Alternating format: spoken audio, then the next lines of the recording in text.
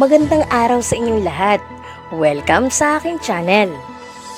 Did you say you made simulation in the past in order to be able to prevent and even mitigate damages of some sort like flooding? Mitigation, sir. So bakit nangyari po ito ngayon na hindi na-prevent ito? What happened with your simulation? Ang sabi ko, The simulation holds other things constant. Meaning to say, are you from the DNR? no sir, Pag-asa pa. Kasi kung halimbawa yung simulation, we need to assume that everything else is held constant. Meaning to say, walang nagmimina ng illegal. For example, in Catanduanes, Mr. Chair, ilan ang in-stop ninyo after the floodings? I think there are 14 mining operations that were stopped. Ang pinag-uusapan natin, napapanatili natin yung mga puno natin na nandun pa rin because this is the chief cause of erosion. Pero kung hindi rin nangyayari yun, kahit anong gawin mong simulations, walang mangyayari. So we are wasting our time. So do not tell me na meron kang simulation but it does not work. Kasi kung talagang meron yan, kaya nga kanina pa tinatanong natin, mabuti pa siya, nagtapat na siya kanina na hindi effective eh. Tapos sasabihin mo, meron kayong simulation.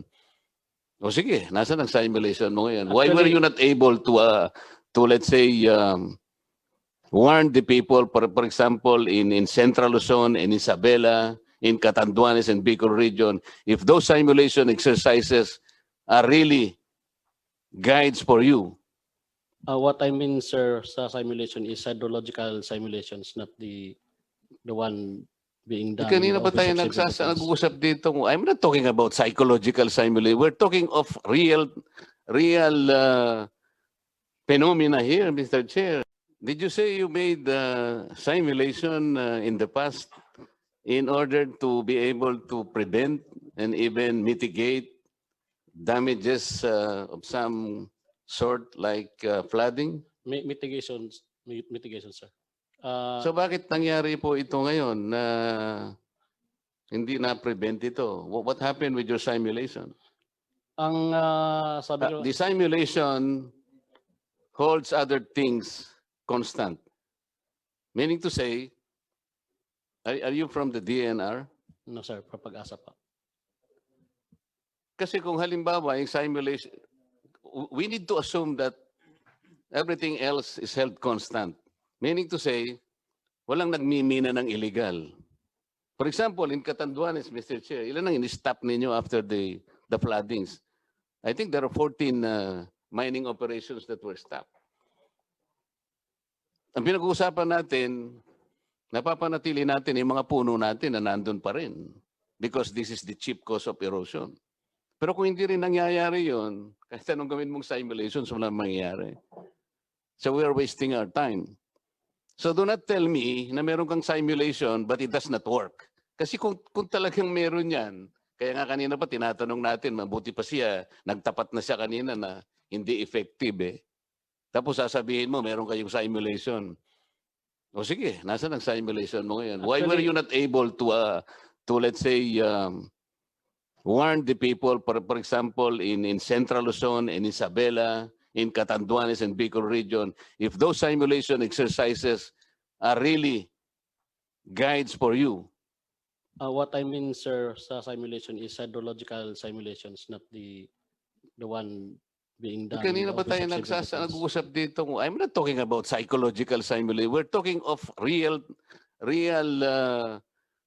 phenomena here, Mr. Chair. Ako po yung designated survivor sa Netflix. When the President of the United States decided to, okay, banatan mo na yan, sabi niya. But he needs to assess, ilan ang civilian, ilan ang building, ilan ang ganito, ilan ang ganon. So, meron po sila eh. Because they were undertaking simulation exercises. Kahit na malayo po ng konti, tayo naman floods lang naman ang pinag-usapan. But it is very important. Kasi mabuting-mabuti po kung ang kino-complain po, yung mga baka lang na namatay. Pero kung tao na po yung namamatay, that's a very different story altogether, Mr. Chair. Diba? Pwede po bang nabigyan nyo kami ng konting pagpapaliwanag? Kasi napaka-importante po, every time that you decide, merong buhay po na tatamaan. Mr. Chairman, can we request Engineer Ablan? Siya po yung direct na nag-ano po doon. Okay. Engineer Ablan is recognized. Thank you, Your Honor. Thank you, sir. Unang-una, sir, ang ating target lang is from Marisdam to Gamu. So that is our target. And then, paglabas po sa confluence ng Gamu, Pag-asa na po yung the regional Pag-asa river system. Did you say, ano yung Gamu? Huh? Gamu Isabela po. Okay. Is that simulation? I'm talking about a simulation exercise. Yes. Gusto ko ikwento nyo sa amin, paano na nangyari?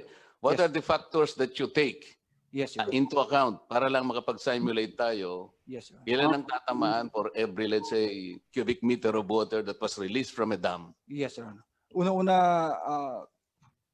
sir, we actually simulate from rainfall runoff inundation and then integrated flood analysis system na yun po na galing din po sa Pag-asa. So with that, kapag ka 8,000 po, which is yun po yung maximum na naipalabas na natin way back Emong, minimal po yung naging damages from Marisdam down to Gamu Isabela. So yun po yung ating concentration within that. So kapag ka lesser than 8,000 na, we're safe, Your Honor. So, Mr. Chair, are we now made to understand na yung simulation exercise nyo is very, very limited? That it covers only a particular period, let's say area? Yes, Your Honor, Mr. Chair. So kaya pala ganun ang nangyari. Yung Isabela became a wasteland and probably parts of Cagayan also because the simulation exercise did not cover as much area that we need to cover. Is that correct? Mr. Chair. Yes, Sir, Engineer Ablan. Sir, actually we have this study way back, the strengthening of flood forecasting and warning dam operation, sponsored by JICA and the Pag-asa. So nagkaroon po tayo ng simulation of flood drill involving the whole region. So nandito po ang Pag-asa to confirm that, Your Honor. Kasi po, Mr. Chair, ang susunod na tanong na niyan, gaano po ka-reliable yung simulation exercise? How many exercises have you done in the past na kung pagsasama-samahin natin, they become reliable measure for us, they could even be used as good basis for decision making? Kasi parang ang nangyari, wala eh. Parang nabulaga po tayo. Makita na lang natin po ang Isabela, kawawang-kawawa. If we really have these simulation exercises, how come this did not give us the opportunity to guide us in our future decisions? How many more exercises do we need to do bago pa mangyari na maulit na naman ito? Sana po kung yung mga baka lang. Paano po yung mga crops? So, can we admit that there is really a I'd say unreliable measure now in trying to, or in our ability to pinpoint the extent of damage, in particular that floods can do to our communities? Maging tapat na lang po tayo para sa ganun, alam natin ang tunay na nangyayari. Pag may katapatan po yung ating pag-uusap, makikita natin lahat ang problema. So, yes sir, from the nasa 2012 na flood drill natin, so yun pa lang po yung nangyari. And with our part, nagawa naman po namin yung part hanggang sa end of target ng No, on a limited basis. Pero kung ang pag-uusapan po, yung lahat ng maaring areas na tatamaan, wala pa po tayong kakayahan tungkol doon. Is that correct? Yes, Your Honor, Okay. kasi sakop lang po namin hanggang Kanina po nabanggit, Mr. Chair, yung River Basin Control Office. Totoo po yun eh. Ito po yung RBCO binanggit ni Deputy Speaker Sabeliano. To my understanding, Mr. Chair, this particular office was created in March 2006. So, bali 14 years ago na po ito. Medyo matanda na rin siya. Kumbaga, high school na rin po siya, Mr. Chair, kung nag-aaral po siya, di ba? Pero ito pong main function nito kasi, Mr. Chair, is to develop a national master plan for flood control. Isa pala yung gagawa ng master plan for flood control by integrating all the river basins. So, if we are unable to even coordinate with this agency, because ito pala ang gagawa ng master plan po ito eh. Kaya pala nangyayari sa atin ito, Mr. Chair. We forgot all about this. This might be a very small office, pero siya pala ang gagawa ng master plan.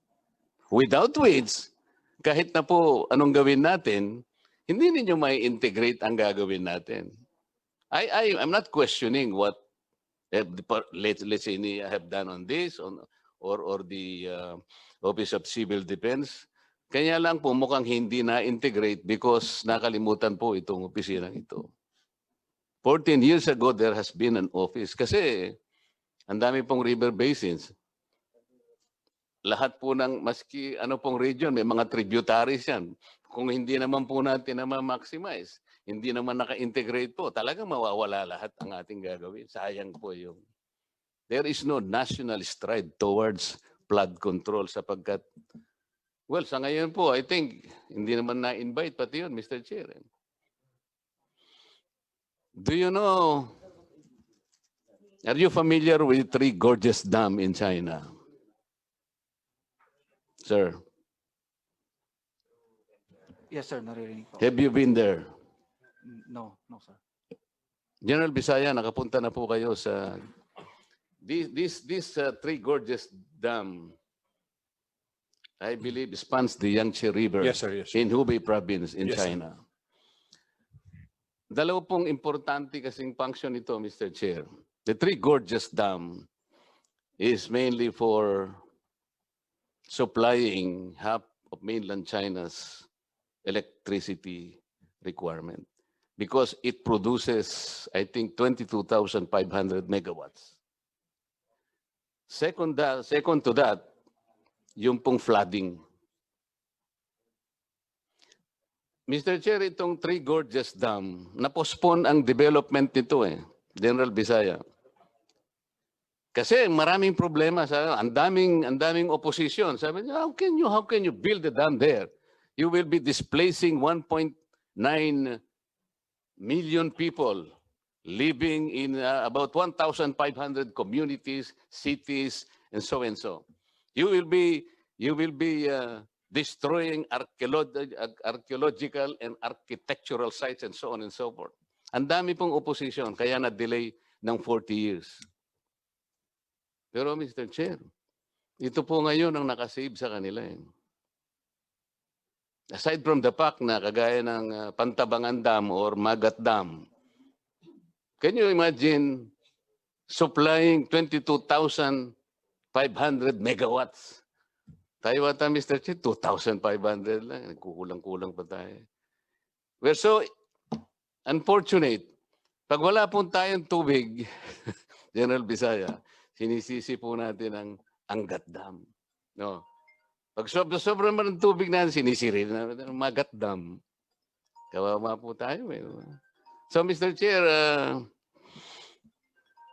salamat po doon sa pag-amin ninyo na talagang kulang na kulang po talaga.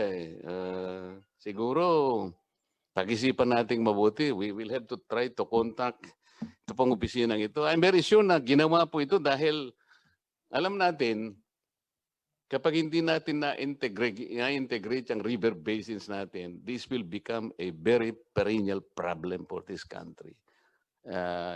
Hindi magkakaugnay po ng mga approaches, walang isang direction po. So sayang po ang ating mga resources, Mr. Chair, kung hindi magkaroon ng isang coordinated and efficient way of planning out how we can maximize yung tubig na dumarating sa atin. Nakakaingit po ang bansang Singapore.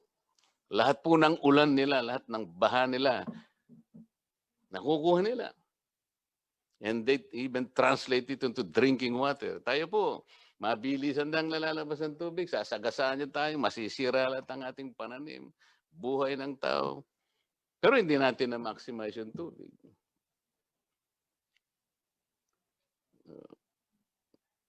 General Bisaya, di po ba? Siguro po, kung makapunta kayo sa China, may iyak kayo pag nakita ninyo yun.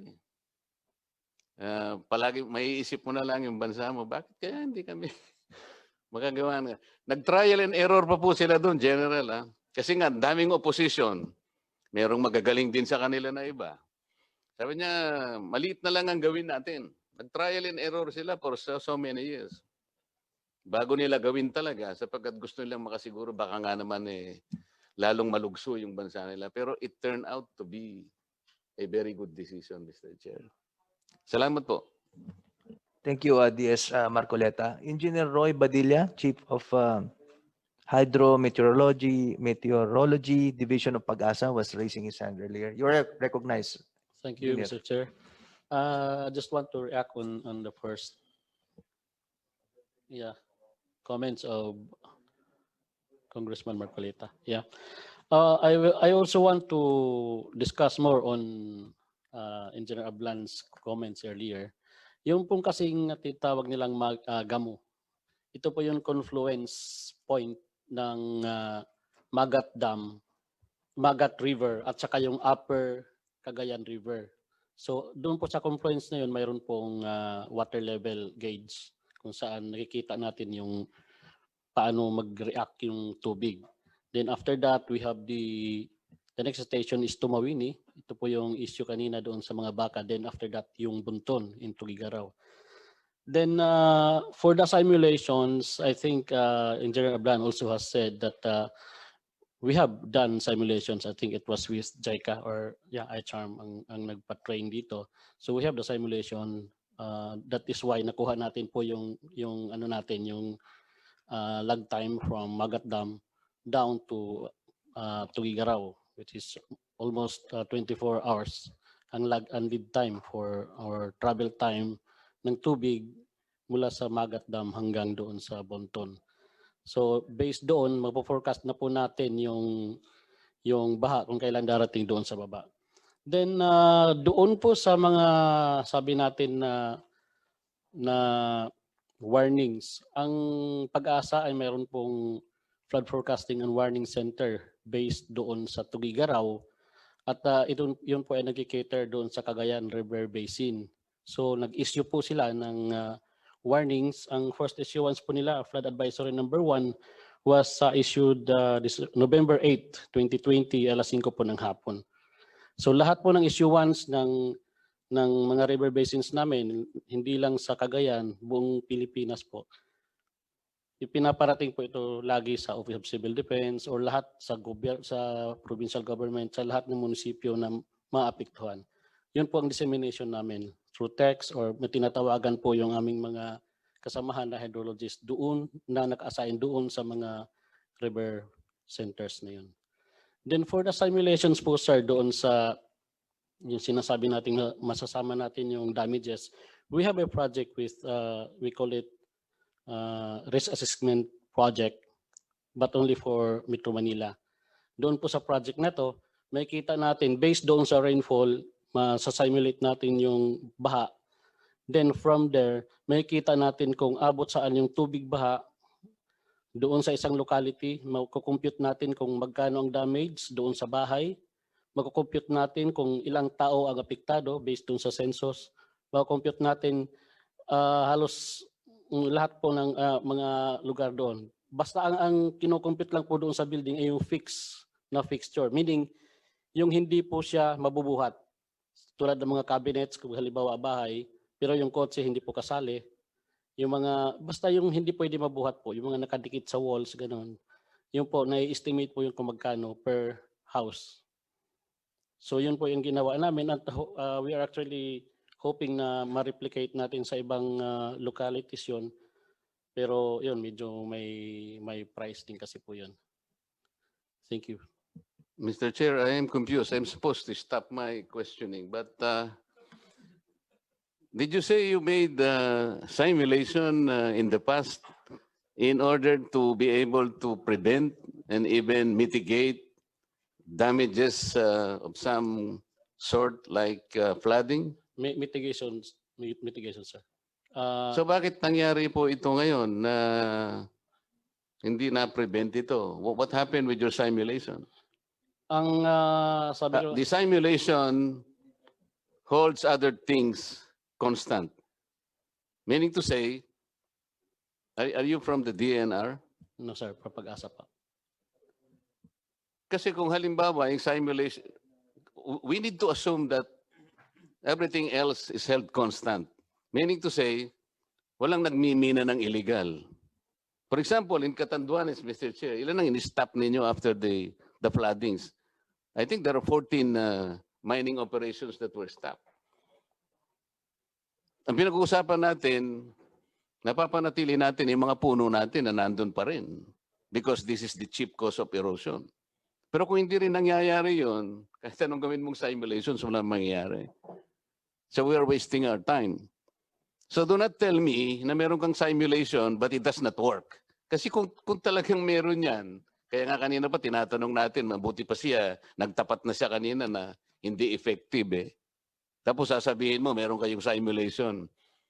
O sige, nasa ang simulation mo ngayon? Why were you not able to let's say, warn the people, for example, in Central Luzon, in Isabela, in Catanduanes and Bicol region, if those simulation exercises are really guides for you?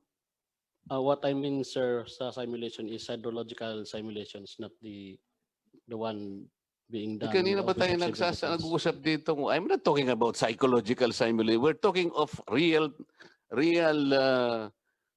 phenomena here, Mr. Chair. Kasi nga napaka-importante ng mangyayari sa atin. Nakolekta mo yung rainfall na ganito. Kaya nga kanina pati nga yung the way or how much volume of water is supposed to be spilled or to be released from a dam, sinasimulate din yun eh. Palagay mo kahit na halimbawa 1 toneladang na lamang, yung pala ang kailangan para mapuno lamang ito at ganito pala karaming mamatay na baka. Mabuti kung baka lang ang mamatay eh. Ito yung value nung tanong ni Congressman Singson kanina eh. Kung meron tayong ganito, we can pinpoint to the last man standing or the last tree standing in that area kung ilan ang masisira, kung ilan ang mga manok na masisira. Eh wala pala tayong ganun eh. Kaya nga, uulitin ko lamang, wala tayong master plan on flooding. Wala tayong simulation, Mr. Chair. Do you want to answer that? Ayaw mo na. Salamat po, Mr.